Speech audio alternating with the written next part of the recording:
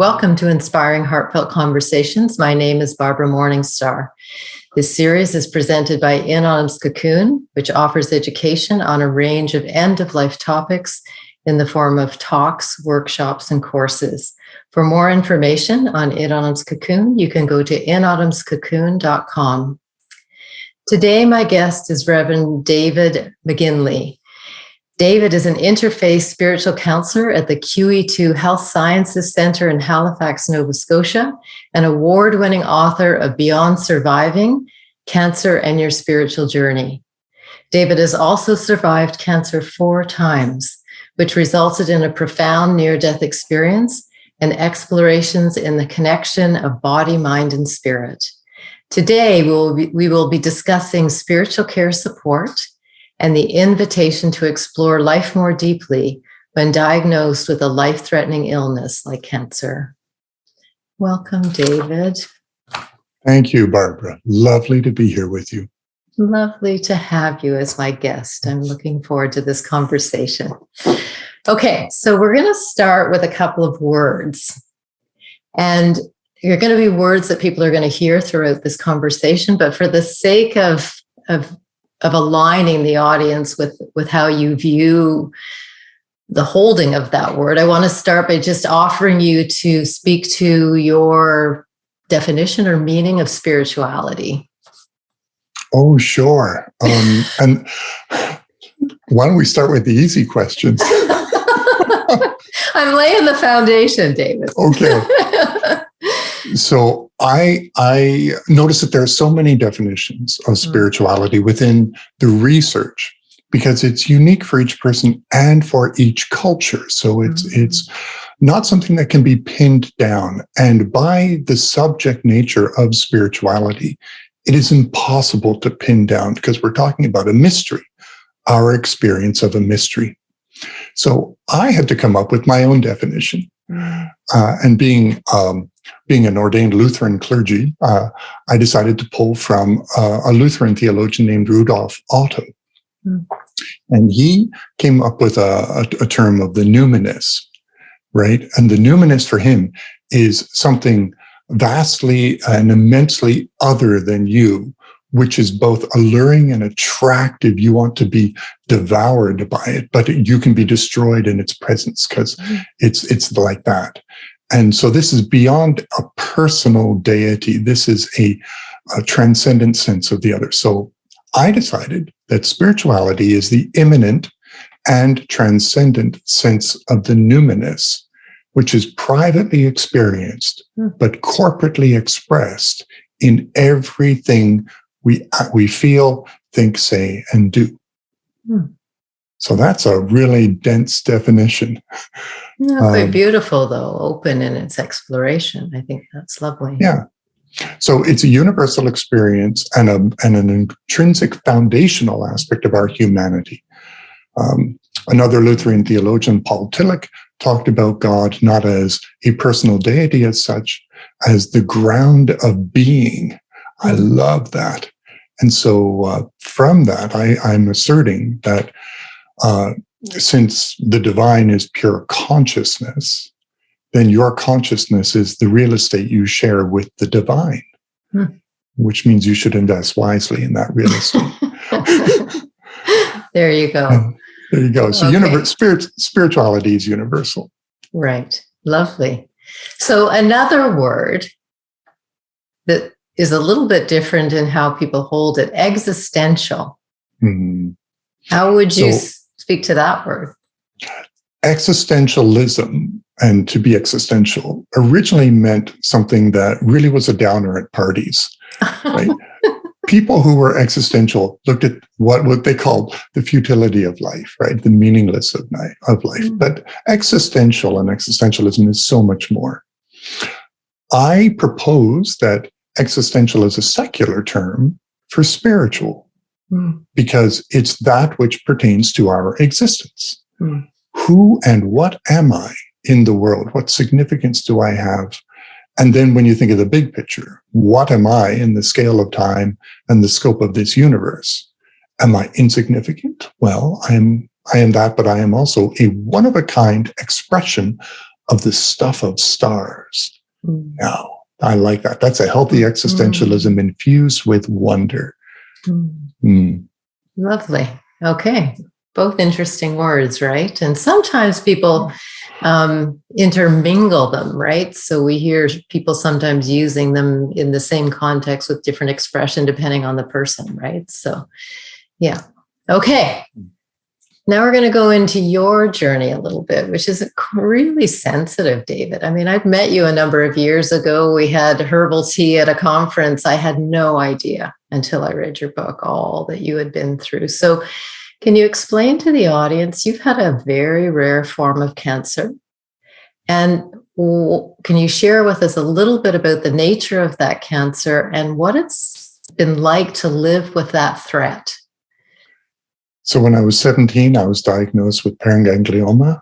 And this is a tumor that makes a Molotov cocktail of catecholamines and dopamine and norepinephrine. And when your adrenal gland turns on, it causes the tumor to explode.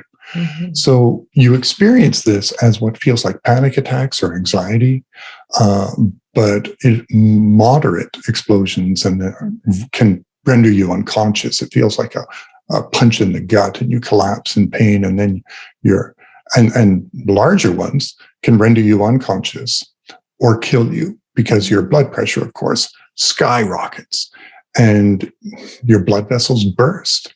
People die from this in a matter of a couple of minutes. It's a kind of cancer that doesn't consume the body's metabolism and systems. It is fairly encapsulated and then it blows. So it's a bomb.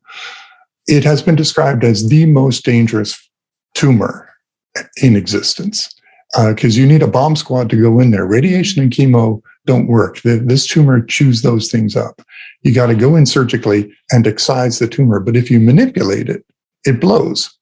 So they have to lower your blood pressure to about 50/30, give you a maximum headroom. And then they remove it. Your blood pressure goes crazy and they give you other medications to bring it back down again, and it plummets. And then they give you other medication to pull it back up. And if you survive the roller coaster, which half people don't on the operating room table, then you live to see another day. I've had 4 of these. I was 17, then I was 27, then I was 28, then I was 30. No, then I was 35, then I was 38. I'm almost 60 now, so I think I'm out of the woods. So these are very rare. I'm one of the few survivors who've had multiple ones. And it taught me how to meditate, how to override my autonomic nervous system, how to be compassionate and patient, as well as sometimes how to just give myself to the chaos of the fall and not knowing if I could die any day. If I got excited or angry, if I exercised, I placed my life in danger. This wasn't good for a minister, right? Because public speaking is one of the most anxiety-provoking things you can do. Every time I got in the pulpit, I took my life in my hands. But I'm pretty thick-headed and kept on doing it, and I'm still here. So the word cancer, I mean, it's a scary word for most people, right? We don't want to see that word in our lives, and it stimulates a lot of fear. I have friends who have survived it, and one of the greatest fears is that it's going to come back again. So how has it been for you to live with the threat of I mean, we all can die at any moment. So you're metaphorically an amazing example of that in your own sort of manifestation. But consciously knowing that could happen, what has it been like for you to sort of live with that threat in the background? When I have an active tumor, I live with an acuity to the gift of the moment. But looking back, I don't claim any enlightenment or mastery. I muddled through. I bumbled my way along. Many times suppressing this reality, not speaking of it, and how terrified I was, faking it. And other times, breathing into that and developing a compassion for myself and an acceptance of my mortality. And that was enhanced, of course, by having a near-death experience. That was during my second round with cancer. And, but even coming back from that, right? We're trying to integrate it. We don't understand what it is. And you move from this state of consciousness to one so expansive and then compressed back into this. It took me years, as it does for most, to integrate. I feel that gift. I feel that gift, that life is beautiful and precious. And even so, there are many moments I waste. So I'm bumbling through. Well, you have a beautiful quote in the book, and it says, "It is a profound challenge to go through cancer, but it is an amazing gift to grow through cancer." So you've already touched on that as you've expressed, elements of going through the journey. You want to speak to that a little bit more in your experience? Yeah.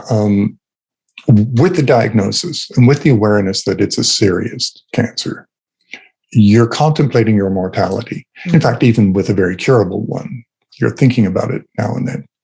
I find cancer wakes you up, and it can deepen your humanity. It can amplify your love, right, for others, for yourself. It can realign your priorities. It can clarify the fog. Now, again, I don't claim consistency in this, but nothing accelerates our growth, especially our spiritual growth, like a crisis. This is the nature of suffering. It's what suffering does to us, because it deconstructs, it blows away the illusions of comfort and security, and everything is okay, and awakens us to that universal reality of suffering, and the time is limited. So don't waste the crisis. Engage with it, and you grow from it. And of course, it also brings you into solidarity with others who suffer, which is why I feel so at home in the hospital corridors. So you're meeting people at all different stages of receiving this news, from an initial diagnosis right through to just before they leave this world, right? So how do you align then with each person? How do you step into their story and where they are? We're hearing your story, but how do you do that in your role? That's a beautiful question, and it is astonishingly simple to do, but it's not easy. It's one of those things. The quality of my presence with myself will determine my encounter with another person. So it begins with being authentic and pretty congruent in how I am. And if I'm messed up and stressed, right, if I'm distracted, it only takes a moment to pause and be with that, not to fix it, but to be kind to it and acknowledge it. Then it relaxes, and I'm able to move in and sit down with compassion and curiosity and introduce myself and say, "Hi, I'm Dave. I'm the chaplain here, and I'm just wondering how you're coping. Wanted to check in because this is a hard place to be, and you're going through a hard thing. How are you doing?" That therapeutic alliance will be found in the quality of my voice, in the expression on my face, in my body language, more than it will be in the content of my words. Right? And you bring that sincere warmth and gentleness to the bedside. And the reality is, and I know this well, people with cancer are aching to say the truth of their experience. And I can sit down and receive that. Beautiful things flow. Well, and you touch on, we hear so much from Brene Brown and vulnerability, but you touch on courage and vulnerability and the invitation to go into your vulnerability more when this shows up. So can you speak to that as you've sat with people in your own life experience? Yeah. I know cancer from both sides of the bed, right? I look at an IV and I remember the feeling.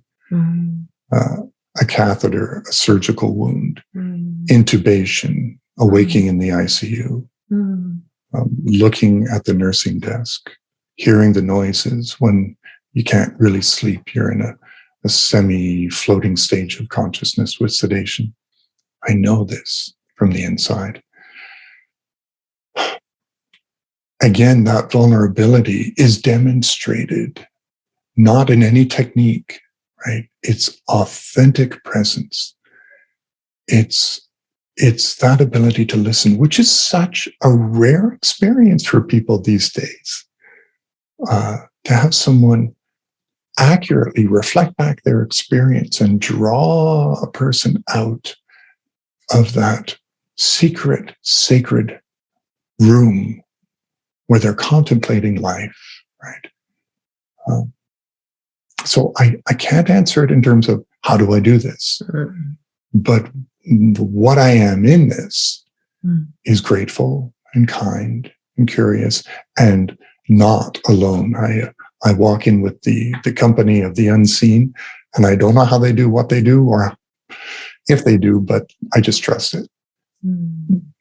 I become better every time each one teaches me again of humanity and life.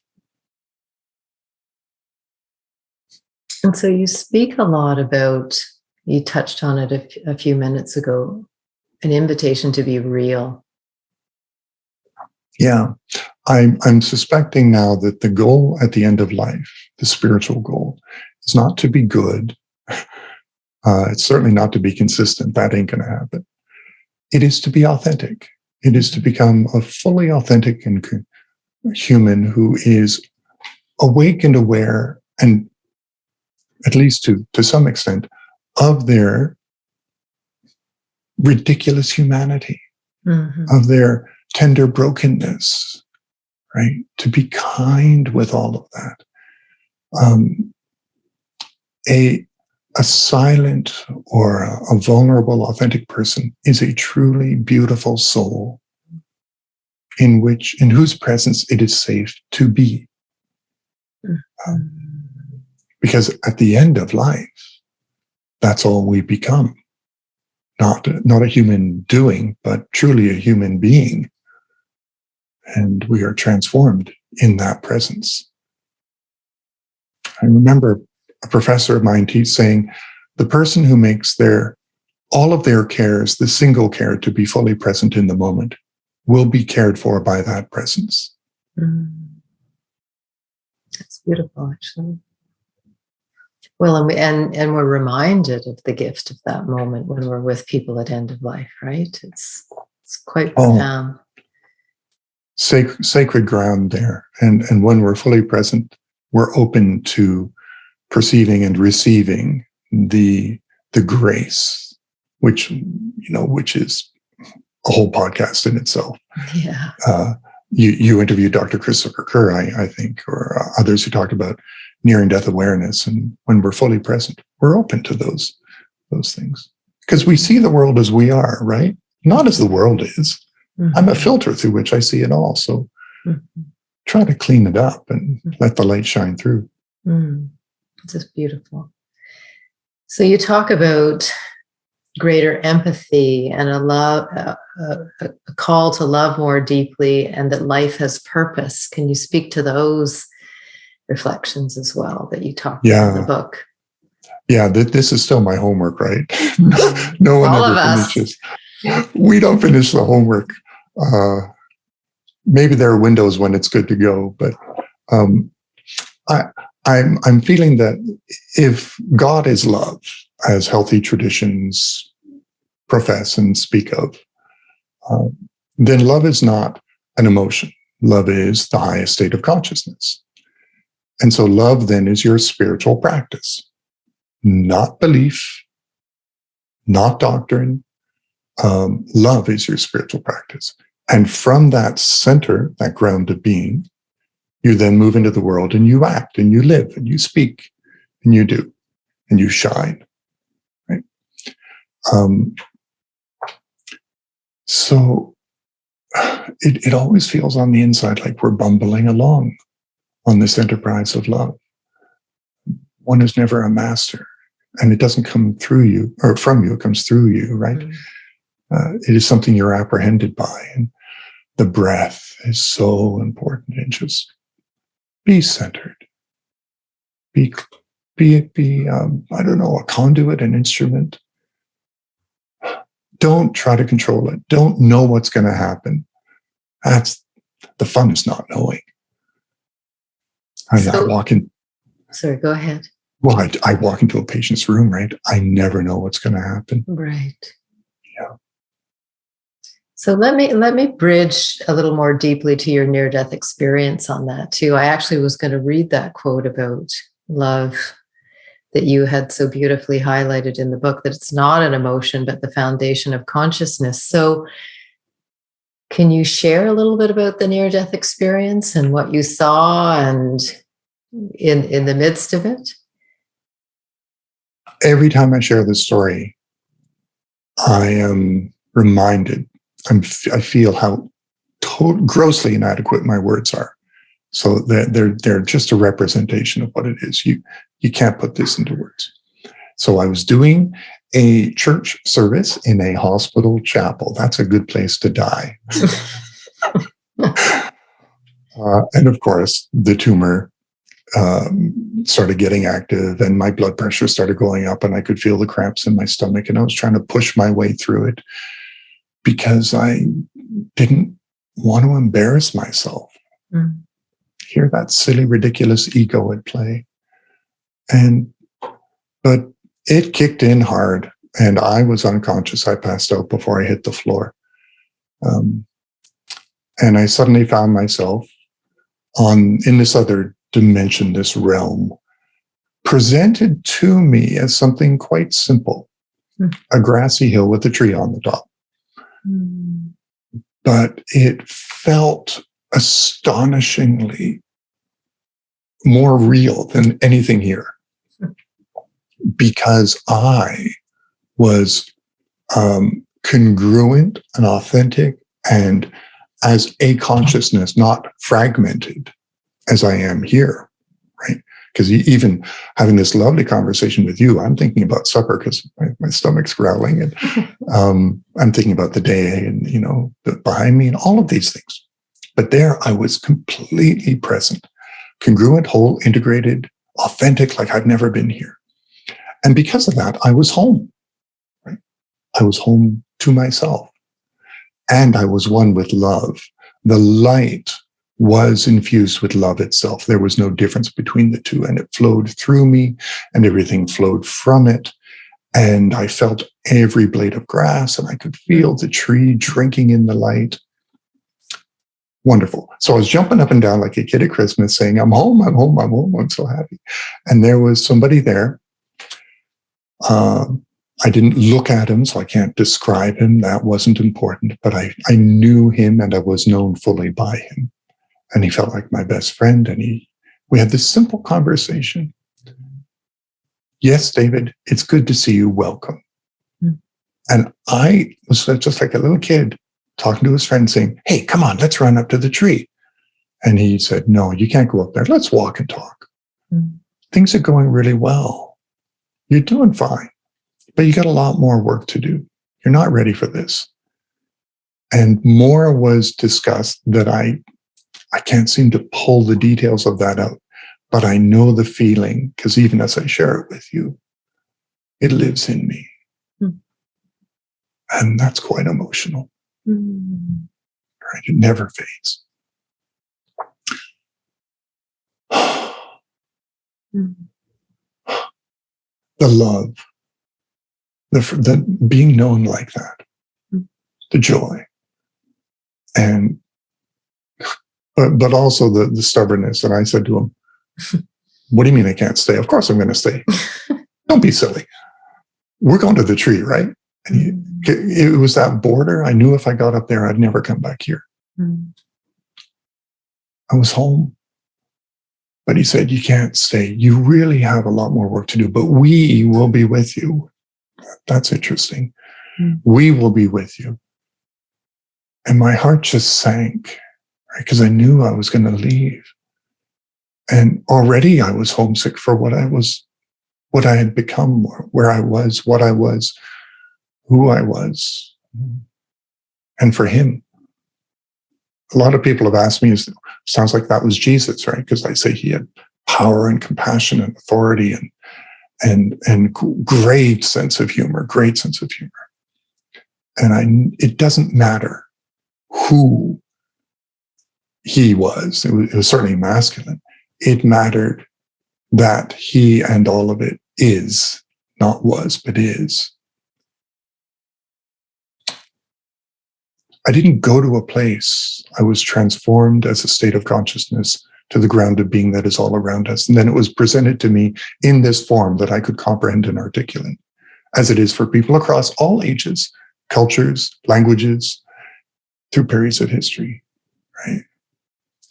And then he put his hand on my shoulder. And I felt this endearing love. And he said, "It'll be okay. We'll see you later." And then boom, I'm back. Barbara, that coming back is awful. It's miserable. This is a two-dimensional cardboard cutout of that. And I have to talk in these words that have to come one after the other. And I have to think of thoughts, and it takes so much time. And why can't I just, in consciousness to consciousness, pour my reality into you? Because that's the way it was. And I suspect under the veil of this material form, that's how it all is. They wrapped me in a blanket. They took my vitals. They gave me an ice pack for my head, and they sent me home because they couldn't find anything wrong. And I crawled into bed and I grieved. I cried, and I didn't tell anyone because it's not cognitive dissonance, it's existential dissonance. And you don't know what to do with it.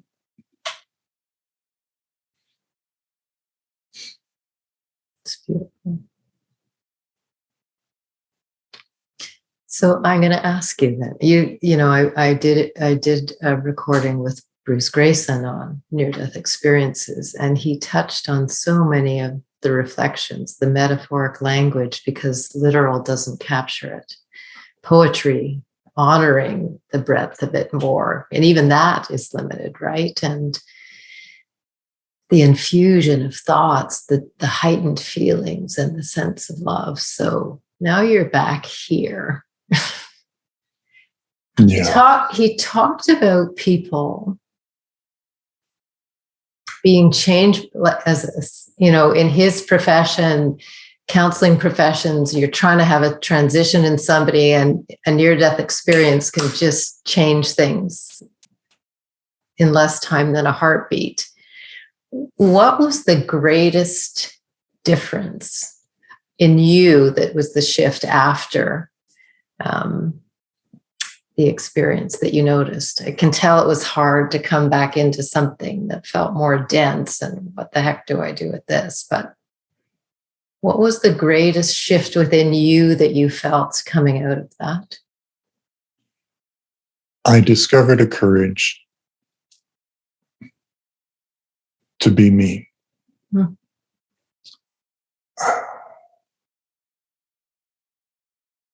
Not a perfection, not a consistency.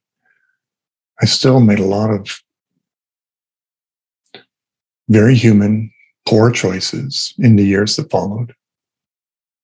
But something had changed. My faith had radically changed. And it took me a long time to develop the vocabulary that would be accurate to it. The doctrine of my church moved from creed and statements of faith to much more to mystery and metaphor, containing truth. Truth and fact became much more clear as different things. And what I am as a person of faith moved into the mystical. I was drawn powerfully to the mystical very soon after returning from internship, which is when this happened. I started exploring energetic healing I learned and was trained in therapeutic touch. I began exploring my spiritual anatomy, the energy systems, the science behind it.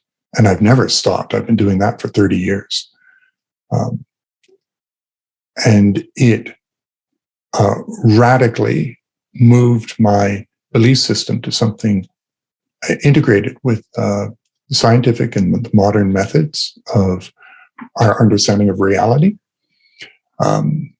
Now, I'm more excited than ever about what it is for me to be a Christian, but find that my articulation of that falls on either deaf ears or I get funny looks because I'm using a new vocabulary for the ancient terms.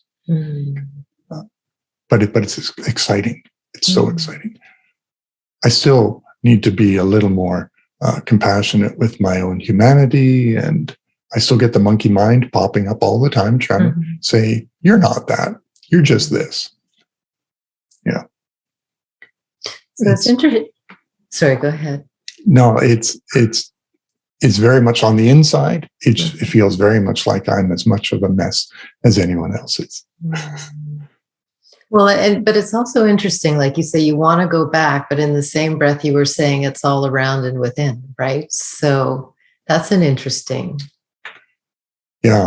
reflection too. There is no there and here. Such dualism is synthetic. Matter is the densest form of spirit. As such, all is sacred. Even that which we would call profane. And all is part of the experience of God, the experience of consciousness. And the old term, as above, so below, the levels of consciousness just go on to infinity. And we are that. We are from all that. And yet have this amnesia. I assert that Jesus was constantly trying to affirm the sacredness within people.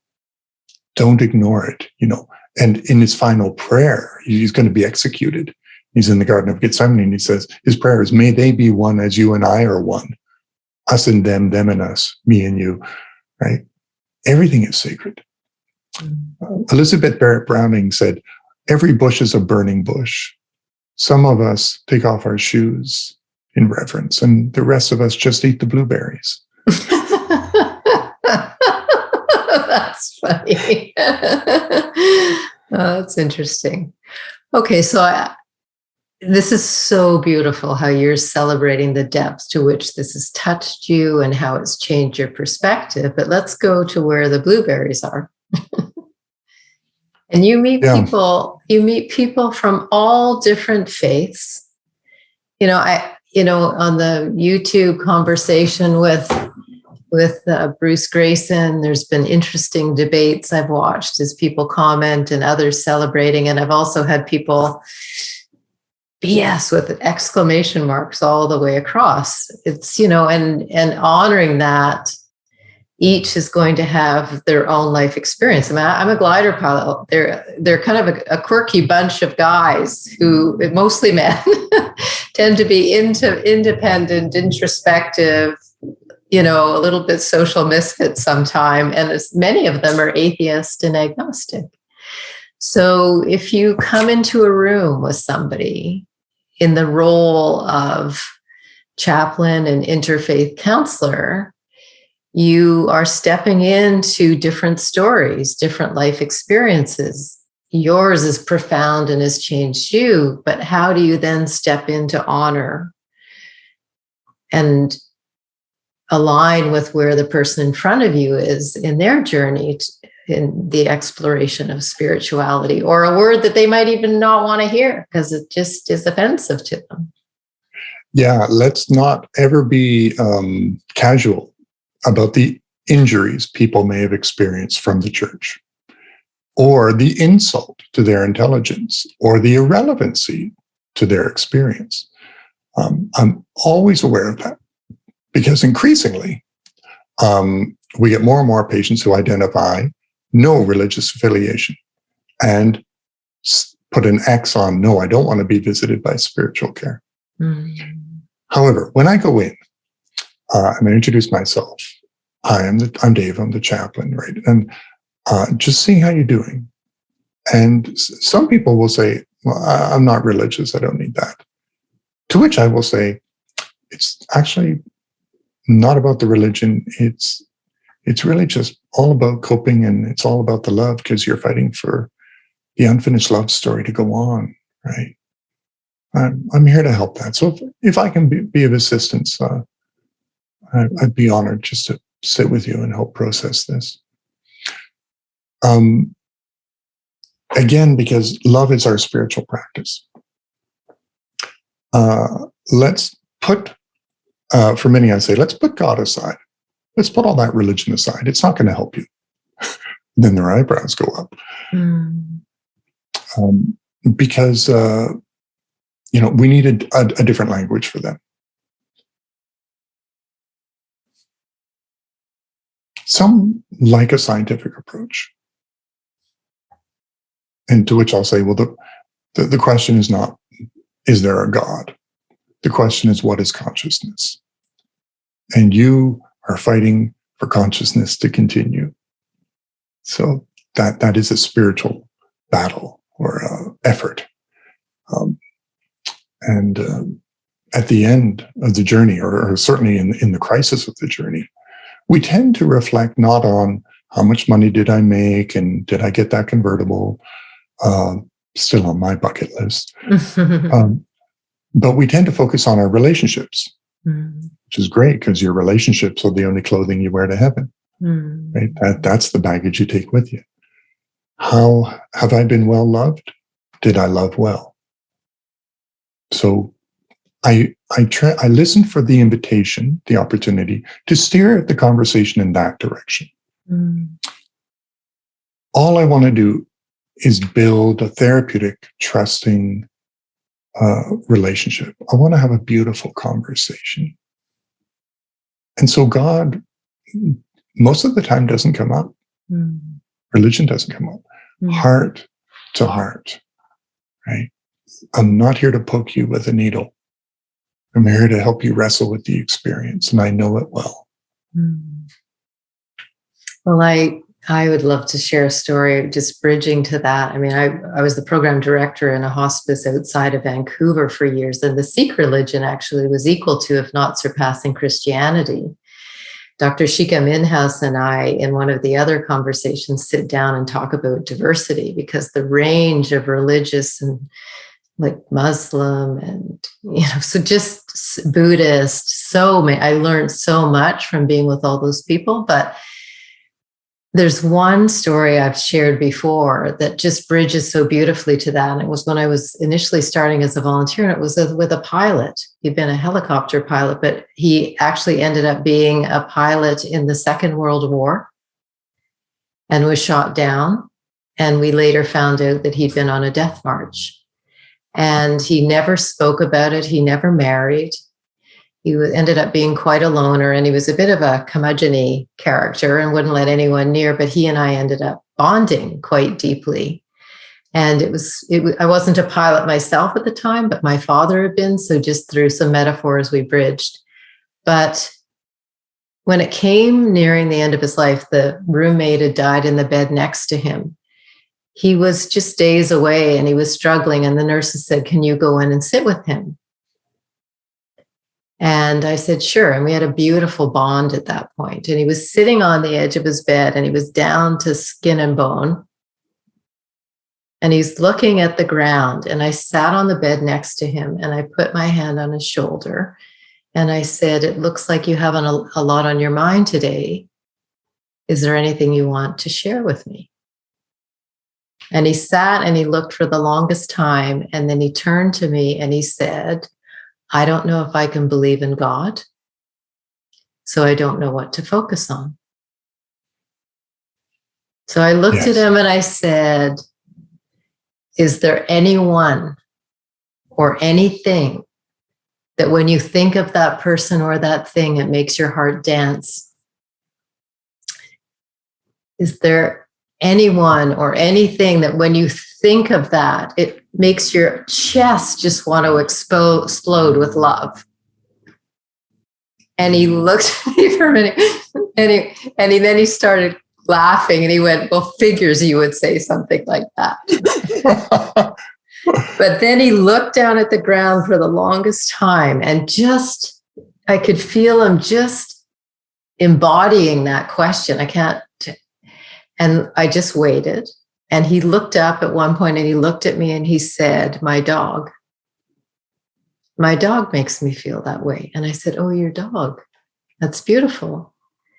And then he looked back down to the ground again, and I just waited. I didn't say anything. And then I could you talk about your therapeutic touch and the energy. I could feel this wave go up through him, just lift something. And he turned to me and he said, nature. That's how I feel when I'm out in nature.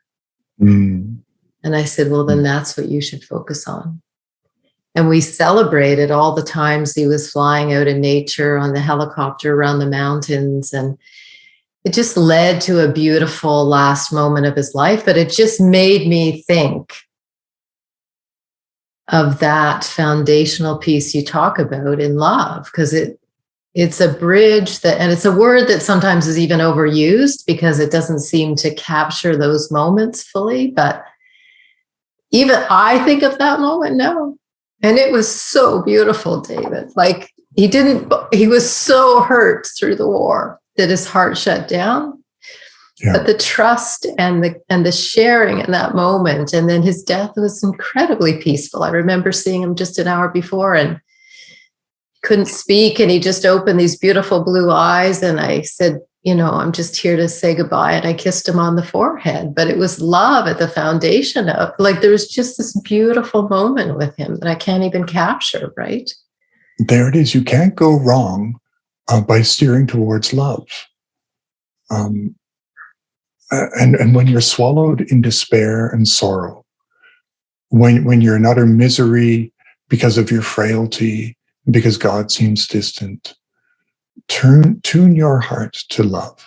I sat with a fellow who was swallowed in this darkness, and he also was skin and bone.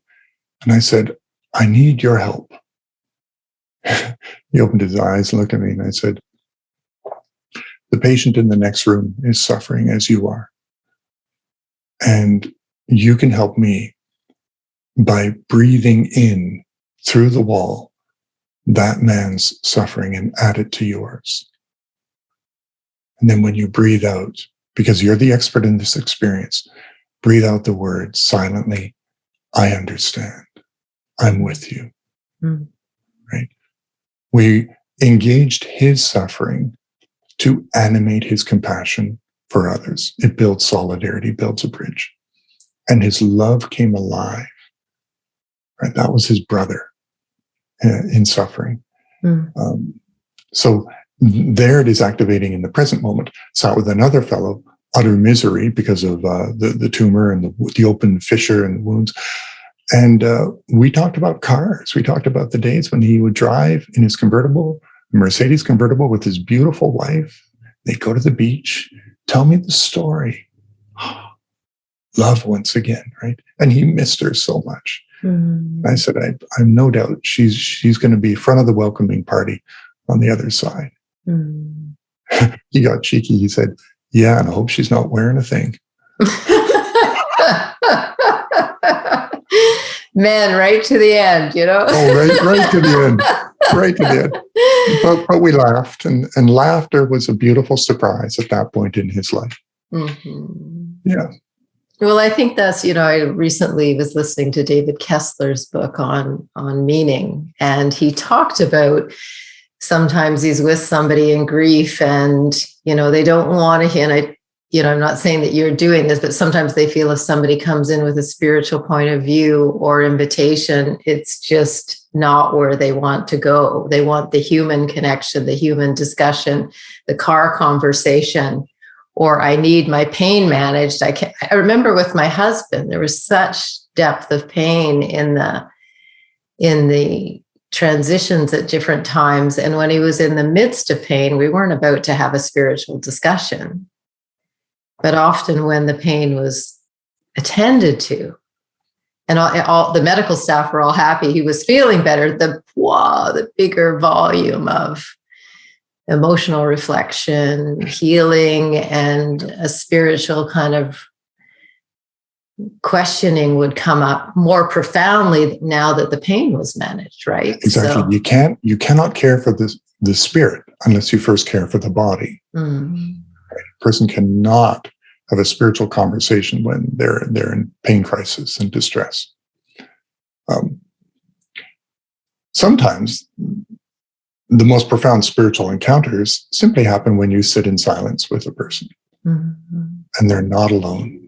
And there's no need to fill the room with words. The space between us is more than full, right? That quality of breath, that quality of presence. I love sitting in the intensive care unit with someone who's intubated, unconscious, and just pour in the love. Mm. What a privilege. Mm. Mm. Beautiful. So I want to touch on grief, because we just talked about, prominent grief educator and expert David Kessler in the States. You talk about the wisdom of grief, but before I invite a different reflection to that broader picture, there's two words that you use that I think are really important: anticipatory grief and preparatory grief. And I'd always heard the word anticipatory, but in all these years, honestly, till I read the book, I thought I hadn't heard of it framed as preparatory, which is interesting. I always considered it sort of different expressions of anticipatory grief. But can you speak to the two words and what they mean? And then we'll go deeper into grief itself. Yeah, and anticipatory grief, I see as what the family and loved ones are going through. They're anticipating your death. And that is marked by a sense of powerlessness, a desire for pain and everything to be under control, an affirmation that you, the one dying, is comfortable. But they're anticipating life without you, mm-hmm. and there will be a hole left in the world. What will it feel like to inhabit that empty space, that void? Right? They reflect a lot more upon the past, but there is usually an underlying anxiety that is more than bubbling, and then as you die, they're hanging on the breath right there. You find it very difficult to be gently, fully present because of the attachment. Right? Grief is the price you pay for love. So don't try to be unattached. Mm-hmm. Be the mess that you are. Trust the process of grief. It will shatter you, but you will find yourself waiting on the other side of grief. Mm-hmm. You don't know who she looks like, what she is, but you will grow into her. Don't rush it, but feel this. Anticipatory grief also strengthens bonds between siblings as long as there isn't already family toxicity going on. Preparatory grief is what the patient is going through, the dying one. We're preparing to say goodbye to them, but they prepare to say goodbye to reality. Mm-hmm. So the scale of their grief is so great that they cannot process it all at once. They do it from fragments, contemplating in the dark hours of the night, right? In memories and storytelling, right? As I'm getting someone to tell me the story of your life. Tell me how you met that wonderful woman and fell in love with her. Tell me about what stands out. What are you most proud of? What are the regrets? What do you need to let go of? I'm helping them unpack for the journey because you want to travel light. Mm-hmm. Preparatory grief is also marked by an acceptance of death because the person is processing this gently, 24/7. They've been contemplating it from the moment of diagnosis. And usually the one dying is in many ways further ahead in the process than those around them. And as they walk closer to death, others fall a step behind more and more. And that is the way it must be. Because in the end, the one dying is grieving who and what they were in the world. They can no longer work. Their role in the family has changed. their identity in the world has changed. Now, Kathleen Dowley-Singh, wonderful hospice worker, wrote The Grace in Dying. That's the cartography of dying. No better book than that one. And she talks about ego deconstruction through suffering.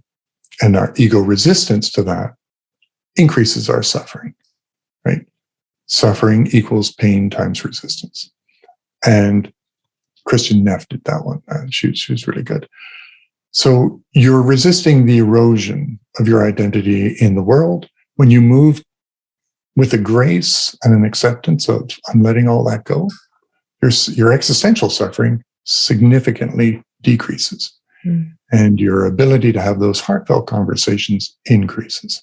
So preparatory and anticipatory grief, parallel but separate trajectories. And then just the wisdom of grief in general, you invite people into that exploration quite profoundly in the book, right? Because we tend to want to push it away. Yeah, but I will use the words death, dying. This is difficult. This is the hardest thing you've ever done. I'll say the truth. And how I say that makes it okay to say that. And I've never had anyone say, oh, don't say that. Right? No family member has shut me down.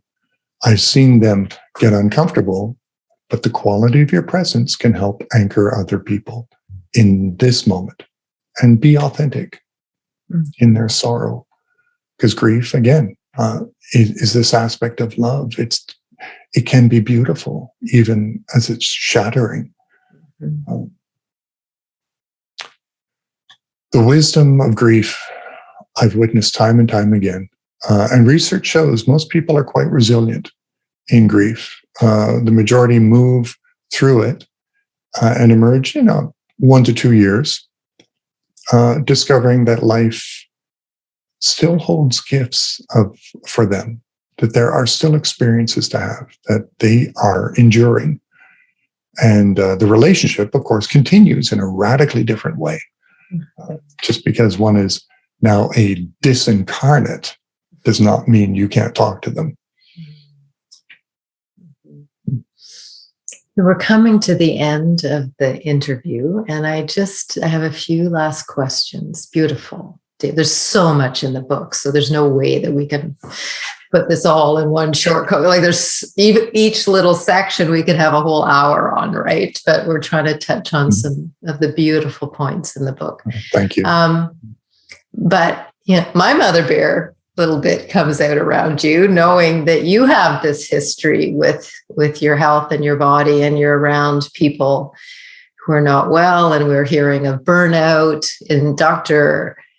Carney's interview, he talks actually about exquisite empathy, which was a different expression than burnout, where people had come to a different place in themselves of being present. Self-care for you in the midst of all of this and COVID and the work that you do with the gift and the challenge of that beautiful body you've been born into. So how do you do your own self-care for those who are around suffering and death and dying as a mirror to that? What's that been like for you? Well, I had burnt out before. I've been doing this for 22 years. At the 17-year mark, I was vicarious trauma. I was not in a good space. But fortunately, I had finished the book and my book tour was coming up. And I had booked off a year for my sabbatical. I needed the first 2 months of that just to recover myself. Because when you swim in suffering, you're going to get wet. I was soaking. So I saw a spiritual counselor. I began an exercise routine. I became vegetarian. I returned to my meditation. I got out in nature. I picked up my camera and I got into my photography once again, right? And I attended to my relationships. And I removed myself from suffering. That's the number one thing. I was refreshed coming back from the book tour. Yes, I was talking about cancer and everything on the book tour and traveled the world, but it wasn't at the bedside. So it was different. I took subsequently 2 summers off after that because it was building again. My body was telling me. The body keeps the score, right? Geber Mate. The body says no, right? So body says no. And now I've learned how to listen to my body. Not consistently. I'm still kind of a stubborn fool. But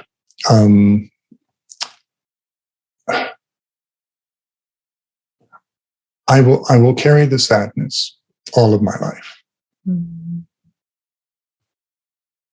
And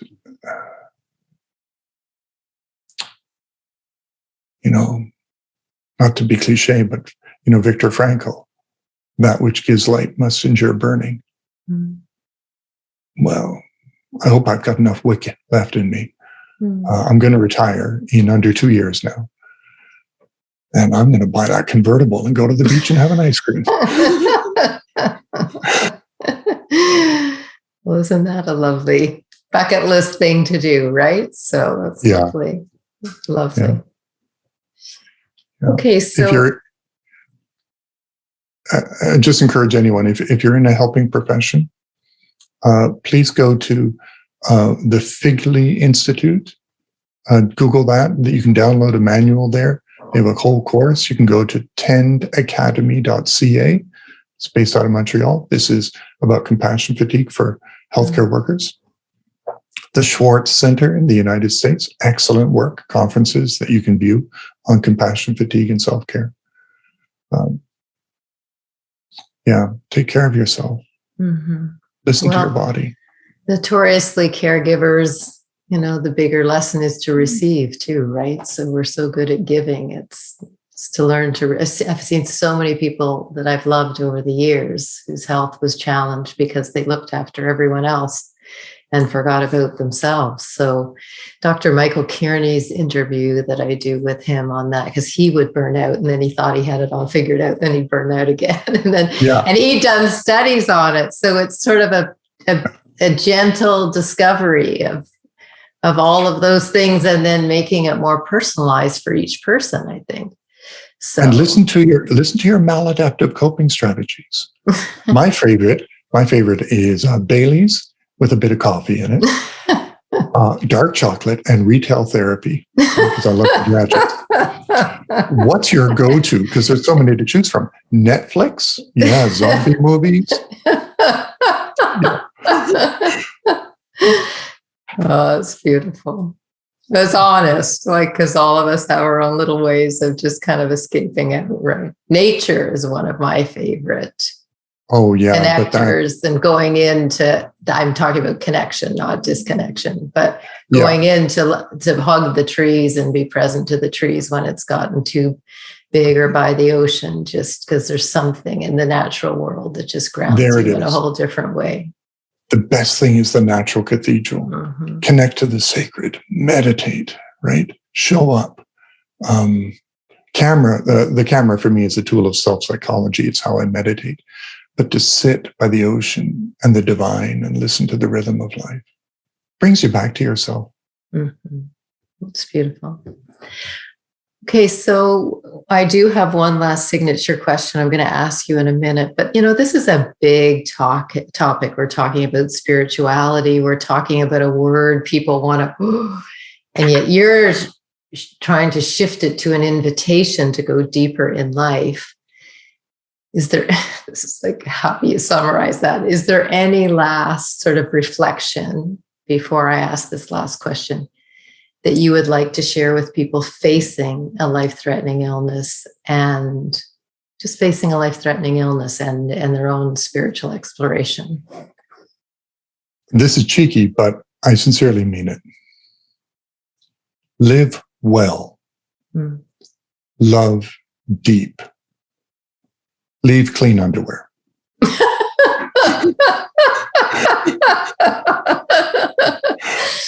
Okay, then. That's it. And what I mean by that is, of course, take care of the affairs of your life. Don't leave a mess behind. And focus on your love. You can't do any better than that. Love yourself.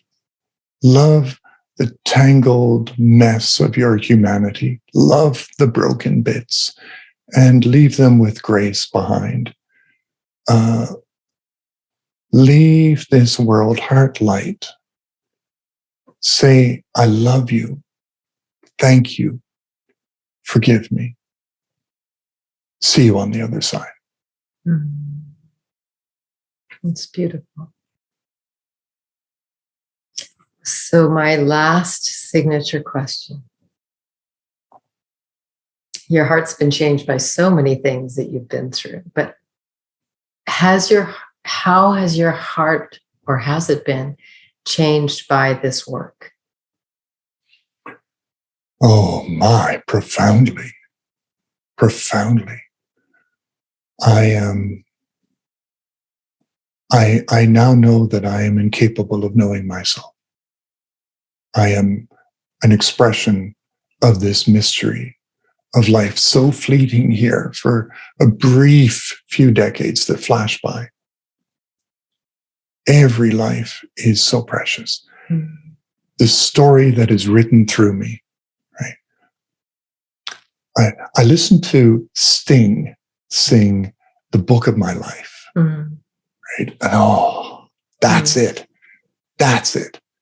And in that tangled, beautiful mess of love and